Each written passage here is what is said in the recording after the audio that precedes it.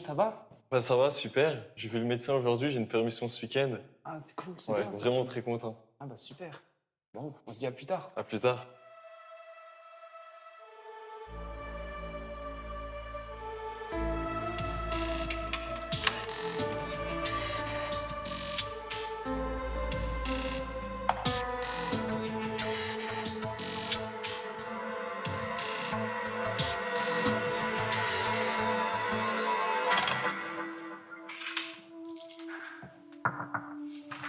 Bonsoir, c'est l'infirmier. Ça va?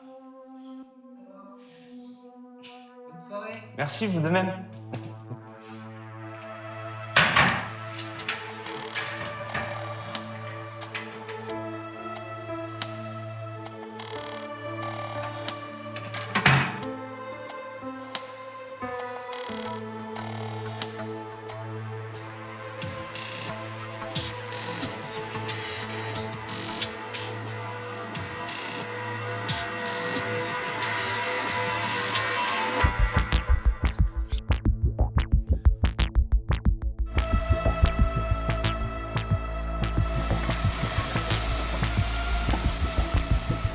Et toi, ça va? On commence souvent par cette phrase, lancée entre deux urgences, une perf à poser, un silence à combler, une angoisse à calmer. Et toi, ça va? On l'entend 100 fois par jour, on la balance comme un bonjour, parfois pour rien, parfois pour tout. Mais qui l'écoute, vraiment? Quand c'est un soignant à qui on la pose, ou pire, quand personne ne la pose. Mais et toi, ça va? Si on écoutait la réponse, est-ce qu'on serait prêt à l'entendre? Nous, on soigne, on avance, on fait ce qu'il faut, on tient le cap, on tient le corps, on s'oublie, on avance. On met des pansements sur des plaies qu'on voit et on cache les nôtres sous des sourires complets. Et toi, ça va? C'est pas juste une question posée par complaisance, c'est une porte qu'on ouvre ou qu'on claque, selon le jour, selon la fatigue, selon ce qu'on peut ou ce qu'on veut dire. On fait des heures qu'on compresse dans nos corps jusqu'à ce que ça craque dans le dos ou dans la tête. On se couche tard, on dort mal, on rêve du service, même quand on n'y est pas. On est là pour les autres. Et toi, ça va? On est là, on tient, on soigne, on répond, on rassure, on improvise. On serre les dents, on fait des blagues, on continue, on enchaîne les gestes. Mais parfois, au fond du cœur ou dans le creux du dos, ça coince, ça pèse, ça reste. Et toi, ça va? On a tous une flamme au départ, une étincelle qui dit je veux être là, je veux faire du bien, je veux changer quelque chose. On apprend à écouter, à piquer, à soulever, à voir dans les yeux ce que le corps ne dit pas. On entre dans ce métier comme on entre dans un feu, avec la foi d'un idéal. On pensait pas que ce serait si lourd, si beau parfois, mais si lourd. On est tous venus pour quelque chose, faire du bien, être utile, soulager une douleur, ouvrir une main, rassurer dans le chaos. On savait pas encore que le soin, parfois, ça s'infiltre. Dans les nuits, dans la peau, dans le dos. On ne savait pas qu'un jour, ce serait nous qui aurions besoin qu'on nous demande vraiment. Et toi, comment t'en es arrivé là? J'ai voulu être infirmier parce que j'aime m'occuper des autres, me rendre utile, aider les gens qui sont en détresse. Et voilà, tout simplement. Alors, ce qui m'a donné envie d'être soignant, c'est tout simplement vouloir aider les gens. Et puis, des fois, quand je voyais un petit peu les enfants qui étaient malades ou les personnes âgées, etc., je m'étais dit que je voulais un petit peu aider. Très jeune, à l'âge de 15 ans, je travaillais déjà pendant l'été dans les maisons de soins. Et c'est là que je savais que c'était ce que je voulais faire. Et ce qui m'a vraiment donné envie d'être infirmier, c'est le fait de travailler avec l'être humain, en équipe, pour aider les autres, en fait, simplement. Moi, j'ai toujours aimé aider les autres et soigner les autres, voilà. Un métier où quand je rentre à la maison, je suis content d'avoir rendu service aux gens. Enfin, un métier de service. J'ai eu envie de faire un métier qui a un sens pour moi, un métier qui me rapproche de l'humain. Moi, je voulais un métier qui ait du sens, servir à quelque chose. Quand j'étais petite, j'aimerais bien aider les gens. J'aime bien aider en fait. Et je pense que j'avais envie d'accompagner en fait les personnes pour aller vers un mieux-être, pour avoir plus de douceur dans leur vie. Quand j'étais petite, j'aimais toujours bidouiller, soigner, donc je pense que c'est ce qui m'a donné envie d'être soignante, quoi. Bon, après, j'aurais voulu être médecin, mais bon, je travaillais pas beaucoup à l'école, donc voilà, quoi. Et toi, ça va? Franchement, la question résonne lointaine comme un écho qui se perd. Quand t'as vu passer la mort dans la journée, quand t'as pas eu le temps de manger, quand c'est la course, les cris, les couloirs pleins, le téléphone qui sonne encore et encore, alors, on gère et on encaisse. Aux urgences, on court, on trie, on gère, on encaisse. En réa, on est au bord, entre deux souffles, on gère des corps entre la vie et la mort. En psy, on gère, la détresse est brute, l'humanité à vif. Ambiance tendue, on encaisse aussi. Et dans tout ça, est-ce qu'on te dit « Et toi, ça va ?» Tu rentres, tu te déshabilles, mais le poste, lui, il reste. Tu fermes les yeux, tu revois tout, tu reçois encore, en différé. Tu rentres chez toi, et t'es vide, ou plein, trop plein, d'images, de voix, de regards que t'arrives pas à oublier. Tu dis rien, t'as pas envie de plomber la maison, tu fais comme si. Tu souris à table, tu dis rien, mais ton cœur cogne plus fort que d'habitude, parce qu'à force de tout porter, on plie. Tu souris, mais la nuit, tu cogites. Il y a des moments où tu sens que ça craque, pas fort, pas visible, juste une faille, quelque part. On a appris à soigner les autres, pas à se regarder, nous. On peut être tous confrontés tôt ou tard à une situation qui fait qu'à un moment donné, on a recours à des soins psychiatriques. Des histoires, on en a tous. Tu le ramènes à la maison et après, tout dépend de savoir qui est à la maison, quoi. C'est sûr que si tu es tout seul, ça sera moins évident que s'il y a quelqu'un qui t'attend, et d'autant plus si c'est quelqu'un qui est aussi dans le soin et qui comprendra de ce dont tu parles.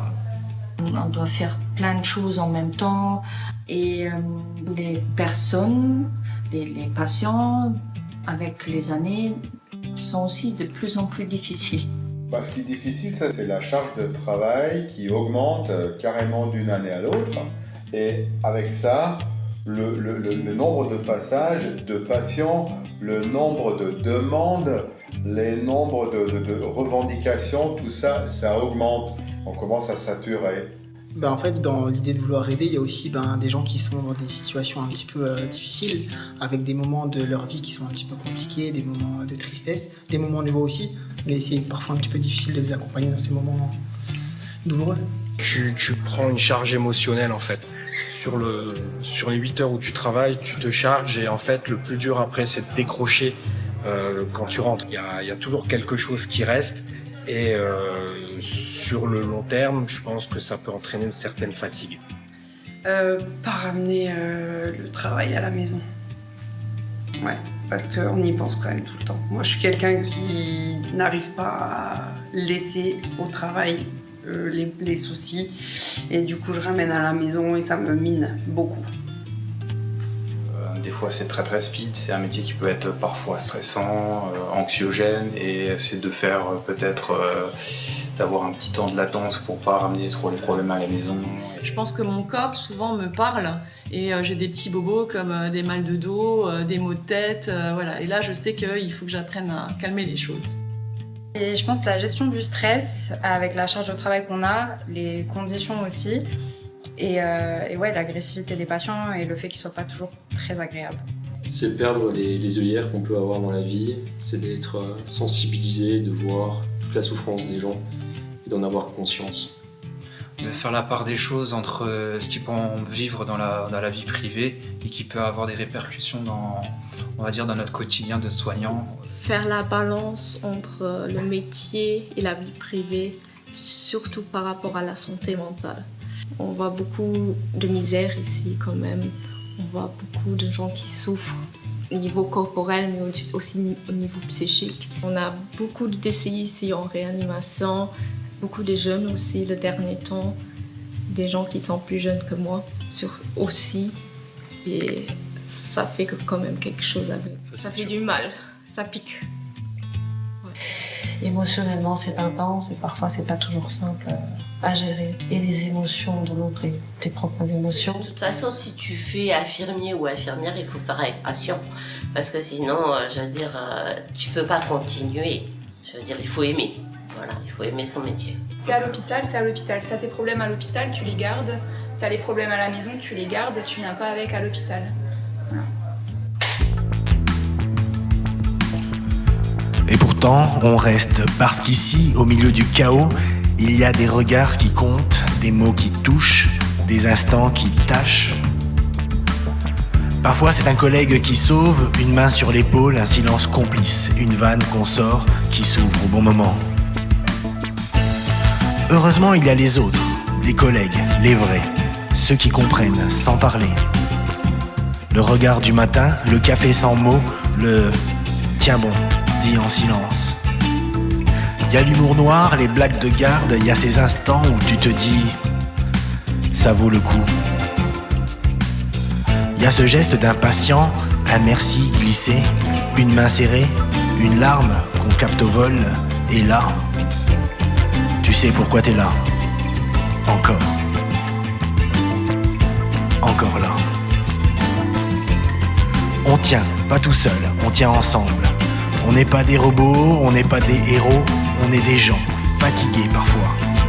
On veut pouvoir dire j'en peux plus sans avoir à se justifier. On veut être regardé comme des personnes, pas juste des professionnels. On ne demande pas de fleurs, on demande de l'écoute, la vraie. Celle qui commence par une question simple, une question existentielle.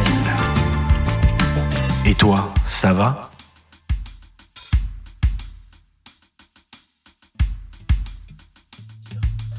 La santé mentale, c'est un tabou. Quand on en parle, ça fait peur aux gens. Et puis la force, c'est de se dire que il faut qu'on travaille, quoi. Il faut qu'on travaille. On est fait pour ça. Hein. Je pense que l'homme est fait pour ça. Il est fait pour travailler. Il faut pas forcément se préserver par rapport aux patients, parce que si justement t'as pas d'affect, je pense qu'il y a un moment où tu fais pas forcément bien ton travail, parce qu'on est dans le soin et qu'on est dans le rapport à l'autre et qu'on est dans l'intimité du patient. Il y a beaucoup de choses qu'il faut relativiser parce qu'il y a beaucoup de choses qui peuvent paraître graves et qui finalement ne le sont pas. Qu'il faut vraiment faire un cut entre le travail et le privé.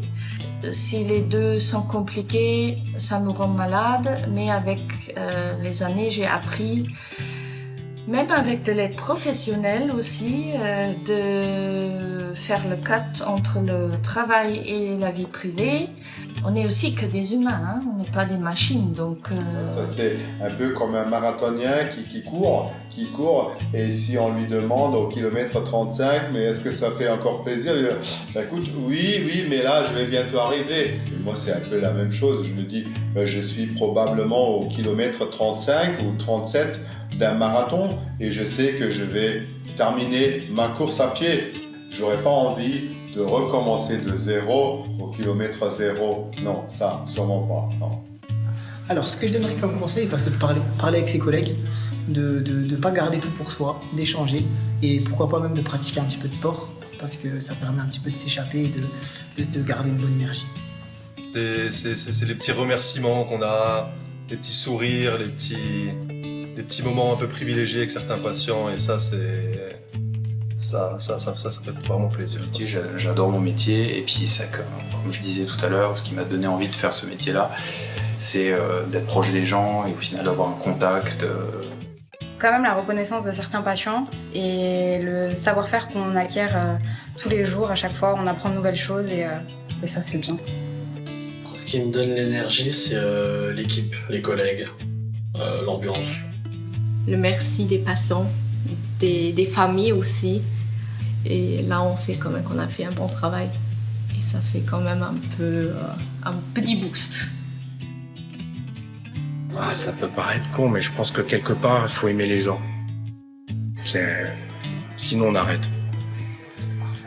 Après, je pense qu'il faut se vider la tête en dehors, faire des choses qu'on aime, vivre, quoi, en fait. vivez la vie en dehors de l'hôpital. Donc se ressourcer une fois qu'on est sorti d'ici, profiter des bonnes valeurs, des bonnes choses de la vie, c'est important pour mieux revenir. De ne pas s'oublier en prenant soin des autres. De d'abord prendre soin de soi. Parce que c'est vrai que le mot soignant, c'est quand même quelque chose qui n'est pas anodin du tout et qu'on peut vite devenir soi nié.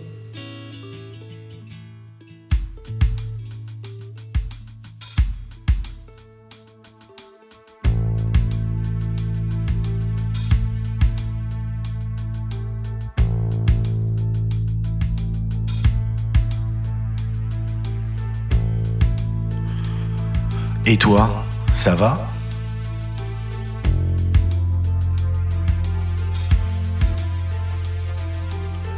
Et toi, ça va ?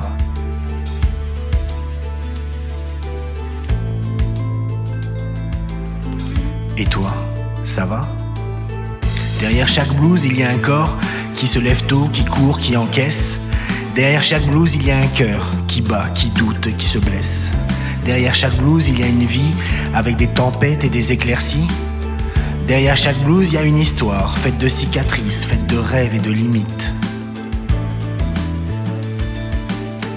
Les soignants, on les croit solides, mais parfois ils plient. Et quand ils tombent, c'est souvent sans bruit, parce que personne n'a vu, parce que personne n'a demandé. Alors rappelons-nous, derrière chaque blouse, il y a un être humain. Pas un héros, pas un robot. Juste quelqu'un qui attend qu'on lui pose cette question. Et toi, ça va ?